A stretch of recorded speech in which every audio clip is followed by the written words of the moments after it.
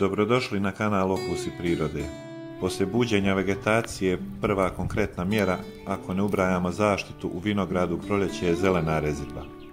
Zelenu rezidbu još zovu i korekcija zimskog reza, jer kada trso zeleni i krenu mladice i formiraju se grozdovi koji još nisu iscvatili, tada već možemo vidjeti koje grane dobro rastu, na kojim će biti cvat, na kojim nema ništa, koje zaostaju itd. Naziv zelena rezidba obuhvata više mjera koje se vrše u vrijeme vegetacije, a tu spadaju pljevljenje, zalamanje zaperaka, uklanjanje suvišnih lastara, skraćivanje tj. pinciranje lastara, provlačenje lastara kroz žice, povezivanje, prorjeđivanje listova oko grozdova itd. Da kažem i to, lastari su mlade grane koje se snažno razvijaju, koje su jako aktivne i na kojima se formiraju zaperci i grozdovi. Sad, ono što ćemo mi danas raditi je pljevljenje vinove loze i zalamanje zaperaka. Pljevljenje vinove loze obuhvata uklanjanje mladica koje rastu iz starog drveta i onih nerodnih koje su se razvile na onim granama koje smo tokom zime orezali na 3 pupa. Pljevljenje se vrši 2 puta u toku vegetacije, prvi put nekih 10-ak dana prije cvatnje i drugi put poslije cvatnje kada se formiraju grozdovi. Za vrijeme cvatnje nećemo ništa dirati jer tada eventualnim trzanjem žica i provlačenjem grana listovima možemo oštetiti buduće grozdove. Za pljevljenje nam nije potreban nikakav alat ili makaze, sve možemo obaviti rukom. Znači, uklonit ćemo sve mlade grančice koje su počele rasti iz stabla. Što prije to uradimo, tim bolje, jer na taj način nećemo napraviti neke velike rane, a ove grane, ukoliko ih ne uklonimo, one će nastaviti da rastu i samo će crpiti trs, a od njih nećemo imati nikakvu korist. Međutim, ako imamo neku mladicu koja se lijepo razvila iz stabla negdje na grani, a blizu nje nema rodnih grana, tu granu možemo ostaviti, na njoj neće biti roda, ali nam može lijepo poslužiti za sljedeću godinu. Sad ćemo preći na rodne grane, odnosno lastare koje su izrasli iz pupova na zimu s orezanim granama.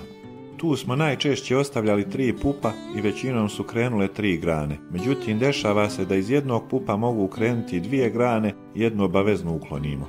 Od te 3 grane mi ćemo ostaviti 2, a gledat ćemo da budu na suprotnim stranama i da uklonimo onu koja se najslabije razvila. Na nekim sortama se zna koje se bolje od ove 3 razvijaju, a koje slabije, ali nećemo sada o tome.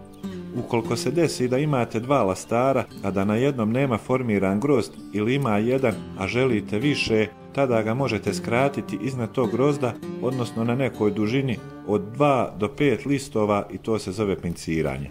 Na ovaj način se može potaknuti cvatnja i kasnije uticati na kvalitet roda. Ovo se provodi 10 do 20 dana prije cvatnje, ali ova mjera nije obavezna. Pljevljenje mladih loza vrši se na način, ako imamo 2 lijepo razvijene grane, pustit ćemo i oba 2, pa ćemo kasnije odlučiti koja je bolja. Međutim, ako imamo više slabo razvijenih grana na jednoj mladoj lozi, onda ćemo ukloniti sve osim jedne da bi joj pružili šansu da se ona razvije. Zalamanje zaperaka vrši se uporedo s pljevljenjem. Prvo da kažemo šta su zaperci. Zaperci su ove mlade grančice koje se formiraju odmah uz listove na rodnim granama. Njih također trebamo ukloniti, iako i njihovo uklanjanje nije obavezno, ali se često provodi iz razloga što oni svojim rastom povećavaju lisnu masu, kasnije dolazi do velike gustine lista, što predstavlja osnov za pojavu bolesti. A uvijek je bolje dati malo zraka i pustiti sunca grozdovima. Njih možemo ukidati na 2 načina.